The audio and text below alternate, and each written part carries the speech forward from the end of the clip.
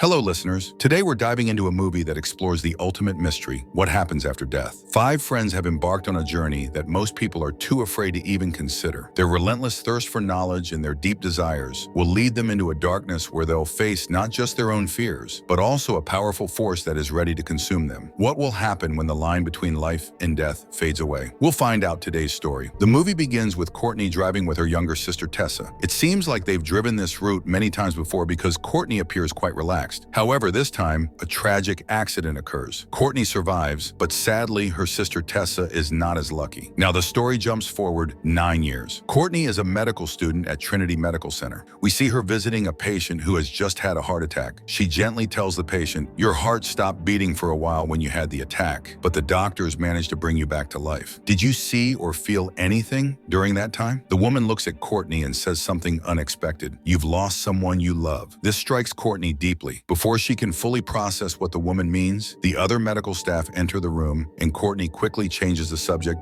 and leaves. Meanwhile, at the same hospital, a patient is rushed into the emergency room after falling from a great height and ending up in a coma. Ray and Marlo, two fellow medical students, begin treating the patient. Both of them are very bright and skilled, but a disagreement over the treatment quickly escalates into an argument. As they bicker, the patient's condition worsens. At that moment, a senior doctor arrives and takes control of the situation, stabilizing the patient. This scene shows that while Ray and Marlo are both very intelligent, there is an undercurrent of competition between them. Meanwhile, Courtney is in the library, deeply engrossed in reading about the mysteries of the afterlife. Suddenly, she hears the sound of her friend Sophia crying. Sophia is overwhelmed with fear about the upcoming exams. Knowing that Courtney is excellent in her studies, Sophia confides in her about her stress. To help her friend, Courtney promises to tutor her, and this assurance helps calm Sophia down a bit. In return, however, Courtney asks Sophia for a favor, though what that favor is will be revealed later. The next morning, we meet Jamie, who comes from a wealthy family. Jamie is more interested in girls than academics, which makes him stand out from the others. Despite his carefree attitude, Courtney calls him to meet in the hospital basement at midnight. Jamie, being a hardworking and reliable person when it matters, agrees without hesitation. Later that night, we see Courtney and Sophia arriving at the basement. This area of the hospital was built for emergencies and is equipped with medical supplies and machinery, but it hasn't been in use for a long time. The two friends make their way to the brain scanner room, where Jamie soon joins them. He's surprised to see Sophia there, but doesn't back down, as he's not one to shy away from a challenge. Courtney then explains her plan. She is conducting an experiment to record the brain's activity after death. She explains that when a person dies, the body's organs shut down, but the brain stays active for a few minutes. By recording those brain activities, they could make a groundbreaking discovery. Jamie quickly realizes that this is far from the simple meeting he thought it would be. Courtney goes on to explain the steps of the experiment. She tells Jamie that she will be unconscious because of the injection of propofol and that the cooling blanket will lower her body temperature to below 30 degrees Celsius. At that point, he will give her a shock to stop her heart. Then, after 1 minute, he will need to place a heating blanket on her to raise her body temperature to 34 degrees Celsius, followed by administering an injection of epinephrine. This will help restart her heart and bring her back to life. Sophia becomes terrified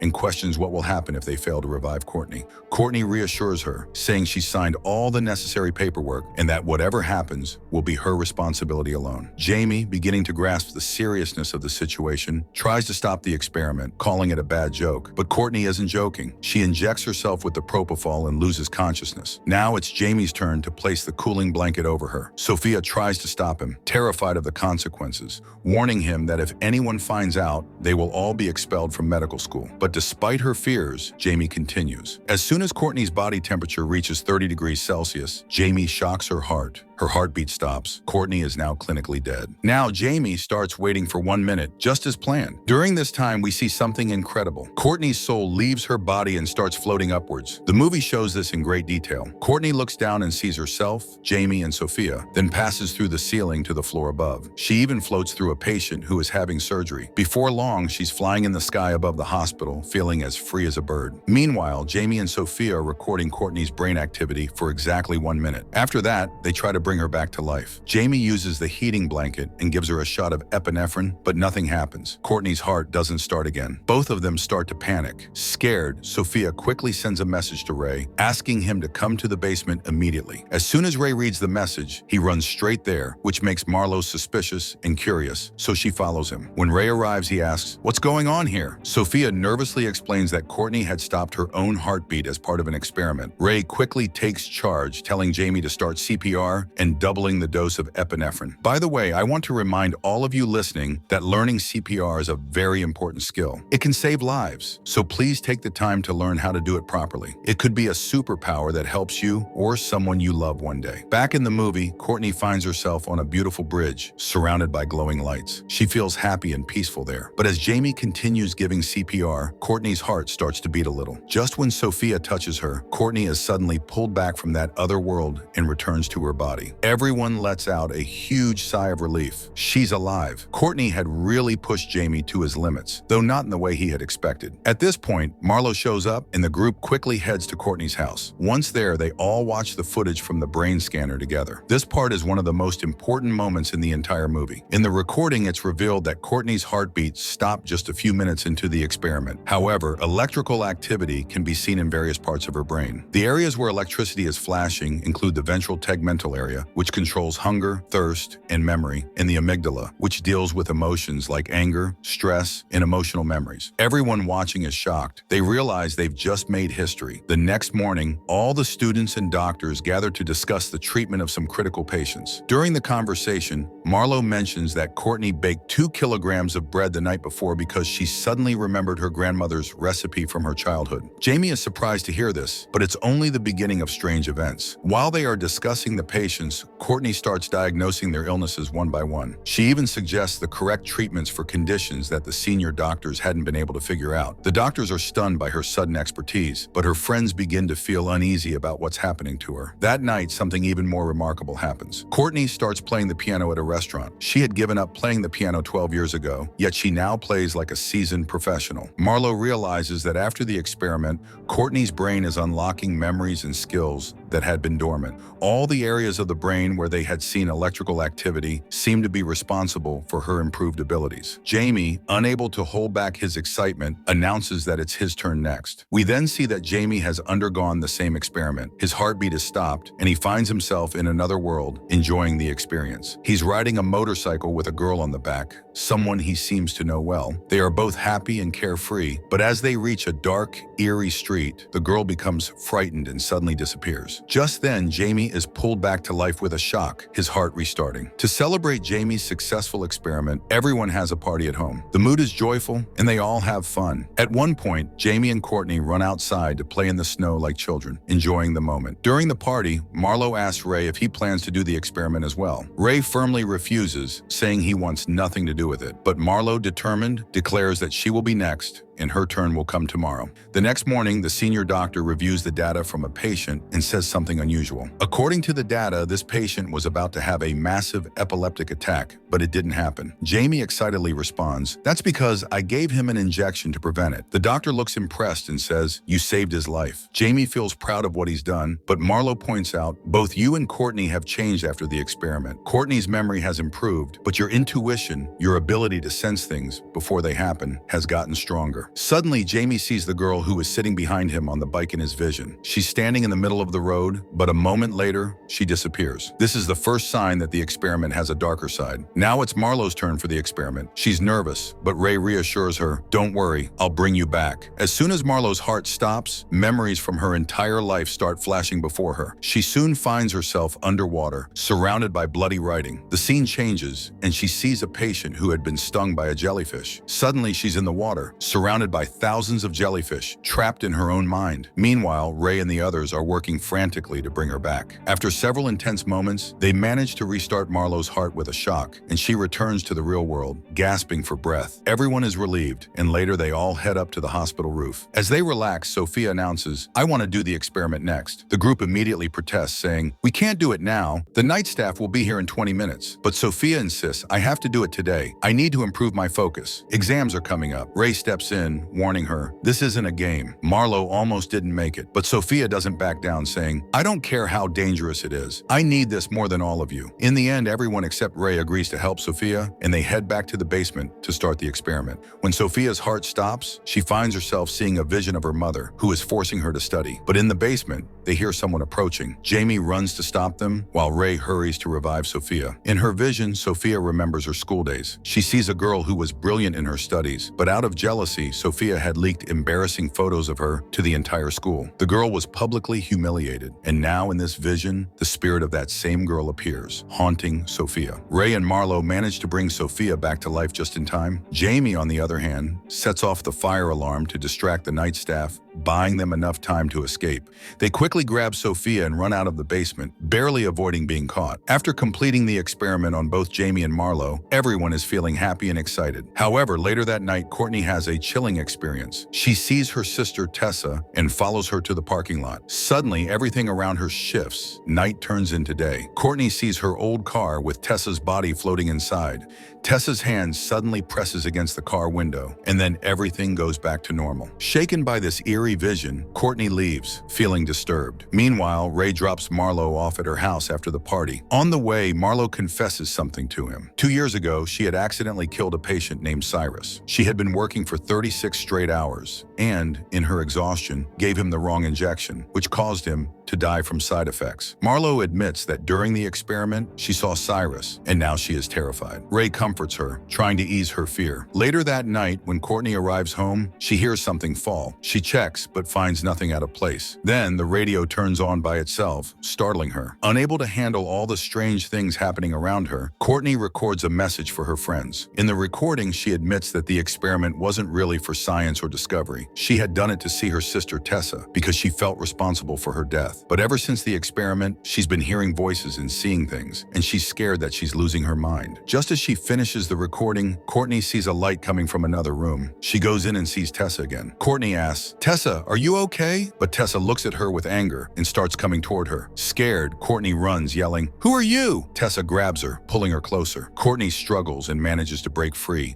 running toward the window. She tries to escape, but Tessa is right behind her. Before Courtney can make sense of what's happening, Tessa pushes her. Courtney falls from the window and dies on impact. The next morning, we see Sophia's mental abilities have sharpened as well. She effortlessly solves a Rubik's Cube in seconds. Suddenly, she receives a message calling her to a meeting. She arrives to find the head of department, HOD, and everyone else already there. They deliver shocking news. Courtney had fallen from her balcony and died last night. No one can believe it. Courtney is dead. Everyone is in deep shock. Jamie speaks up, worried about what comes next. He says, "If the hospital officials investigate Courtney's death, they'll find out about the experiments we've been doing. We'll all be expelled, and our careers will be over." He suggests they need to retrieve Courtney's phone and laptop, which are likely in the hospital mortuary along with her other belongings. Since Marlo's shift is near the mortuary, she volunteers to get them. Marlo quickly calls Courtney's phone and finds it, but as she picks it up, she sees bloody writing on the wall in front of her. The lights suddenly go out, plunging her into darkness. Panicking, Marlo turns on her phone's flashlight, and that's when she sees Cyrus standing behind her. Just as she's about to run, the lights come back on, and everything looks normal again, as if nothing had happened. Jamie is on his boat when he suddenly hears the sound of a child crying over his radio. He tries to turn the radio off, but the crying doesn't stop.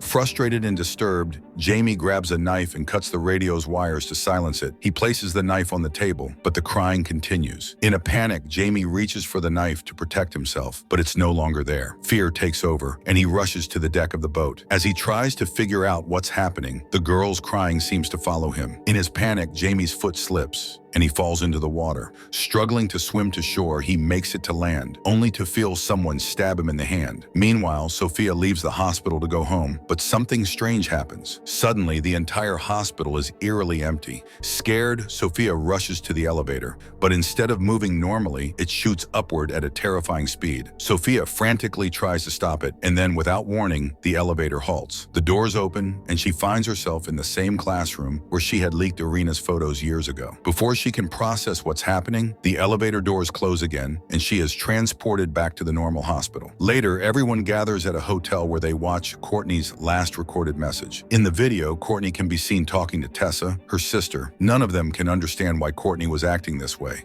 Ray tries to explain, maybe Courtney was just confused, but Marlo disagrees, saying, Courtney said she made a mistake. That's why all of this is happening. Jamie speaks up, we all have secrets. Whatever mistakes we've made, we need to come clean with each other. Then he confesses his own regret. I was dating a girl named Alicia. We were together for a long time, but when we found out she was pregnant, I panicked. I wanted to be there for her when she had the abortion, but I was too scared. I ran away and left her alone. In the experiment, I saw Alicia, and now her spirit is coming after me. She attacked me today. The group turns to Marlo for her confession, but she stays silent. Ray tries to shift the conversation, saying, this is all just an illusion. It's in our heads. Sophia then shares her secret. I'm the one who ruined Irina's life. I leaked her private photos, and she had to face humiliation because of me. Marlo, realizing the seriousness of the situation, says, we need to find a solution to this before it destroys all of us, just like it did to Courtney. The next morning, Sophia contacts her old school friends to find out what happened to Irina. She and Jamie go to meet her, expecting the worst. To their surprise, Irina is alive, but when they talk to her, she doesn't recognize Sophia. Sophia, feeling guilty, admits, we were in the same class. I'm the one who leaked your photos. Irina remembers those painful days and with tears in her eyes says, I've moved past all that, and starts to walk away. Sophia, filled with guilt, keeps apologizing, saying, what I did was really wrong. Please forgive me. Irina doesn't respond at first and walks off. Just as Sophia is about to leave, Irina stops and says, I forgive you. It seems that Irina, who had carried embarrassment over those leaked photos, finds some relief after hearing Sophia's sincere apology. Later, Jamie calls Marlo and tells her, Irina isn't a ghost. She's alive. Sophia apologized to her, and that might be the key. We need to apologize to the people we've hurt to make things right. Realizing this, Jamie heads to Alicia's house. He sees Alicia stepping off a bus with a small child by her side. It's clear that the child is Jamie's son, as Alicia never went through with the abortion. Jamie, feeling ashamed, approaches her and says, I was scared back then. I acted like a coward. Please forgive me. The child asks, who is this man? It's a hard moment for Jamie, but he knows it's the truth. Now it's Marlo's turn to face her guilt, but the person she wronged, Cyrus, is already dead. The only way to apologize is to confront Cyrus in the afterlife. Marlo sends a text to Ray saying, I need to stop this. Ray immediately understands what she's planning and rushes to the hospital basement, calling Sophia and Jamie to join him. Ray's fears were correct. Marlo has stopped her own heart again to find Cyrus and apologize. As Ray checks her pulse, he realizes her heart has been stopped for over 4 minutes. If they don't bring her back soon, she could die for real. In Marlo's vision, she sees Cyrus. She walks up to him and sincerely apologizes for her mistake. Meanwhile, Ray and Sophia are working desperately to revive her, and Jamie arrives to help. In her vision, Cyrus places Marlo on a stretcher and wheels her toward a gate. Marlo struggles to break free, but she's tightly bound. Cyrus pushes her through the gate, and suddenly her restraints disappear. But then someone grabs her and forces her underwater in a tub. Marlo struggles to escape, but in the vision, she drowns in agony. In the real world, Ray, Jamie, and Sophia are losing hope. After Courtney, it looks like Marlo will also become a victim of the experiment. Ray makes one last attempt. He injects epinephrine straight into Marlo's heart. Inside the vision, Marlo hears someone calling her name. Slowly, she begins to come back to life. The scene around her starts being pulled into a dark, invisible force. Marlo fights to stay in control. Suddenly, Courtney appears and says, forgive yourself, Marlo. As soon as Courtney says those words, she disappears, and Marlo wakes up, gasping for breath, finally free from the dark force. And here, Ray gives Marlo one final shock, which successfully brings her heartbeat back. No one can believe it. Marlo is alive again. The group helps her out of the basement, relieved and shaken by everything that has happened. Jamie then shares his realization with the others, saying, I found Alicia. She's alive and I have a son. From now on, I'm going to be with them. His words reflect the weight of responsibility and the importance of facing the consequences of their past actions. Marlo also comes to a realization. Just apologizing isn't enough. You have to take responsibility for your wrongdoings. Determined to set things right, Marlo confesses the truth about her mistake with Cyrus to the dean of the hospital. Later, Marlo meets up with Ray and tells him that while she hasn't been expelled, she must restart her training from scratch. She understands that facing her mistakes is the first step toward moving forward. Before moving on, Marlo takes Courtney's laptop, which contains all the data from the experiment. She knows that this information could be dangerous if misused, so she decides to throw the laptop into the river. As it sinks beneath the water, the experiment and everything they uncovered disappears with it, lost forever. Now Now let's try to understand what really happened. Was it all just an illusion or something more? The first theory suggests that during the experiment, different parts of the brain were activated. As Courtney mentioned, it's possible that the part of the brain responsible for creating illusions or hallucinations became overly active. For example, Courtney believed she was pushed by Tessa, but in reality, there may have been no one there. Jamie also believed Alicia's spirit was trying to kill him and he felt that she had stabbed his hand. But since Alicia was alive, it's likely that Jamie unknowingly injured himself, while his confused brain made him think it was Alicia's spirit attacking him. The second theory is more supernatural. It suggests that the experiment opened a doorway to another world, one where dark forces tried to trap the participants. In Courtney's recording, she is heard asking, "Who are you?" when she sees Tessa. If that had truly been her sister, she wouldn't have asked that question. This implies that something evil had taken the form of Tessa, just as similar forces took the form of Alicia, Irina, and Cyrus. These beings could be part of a world beyond death, and they were using the participants' minds to try and pull them into their realm. In the end, Courtney's spirit returned to guide Marlo, showing her the right path. So what do you think? Were these strange events just side effects of the experiment, a result of their overactive imaginations? Or did the experiment truly unlock the door to another reality, where dark forces claimed Courtney's life as the price for meddling with the unknown? With this mystery hanging in the air, the movie comes to an end.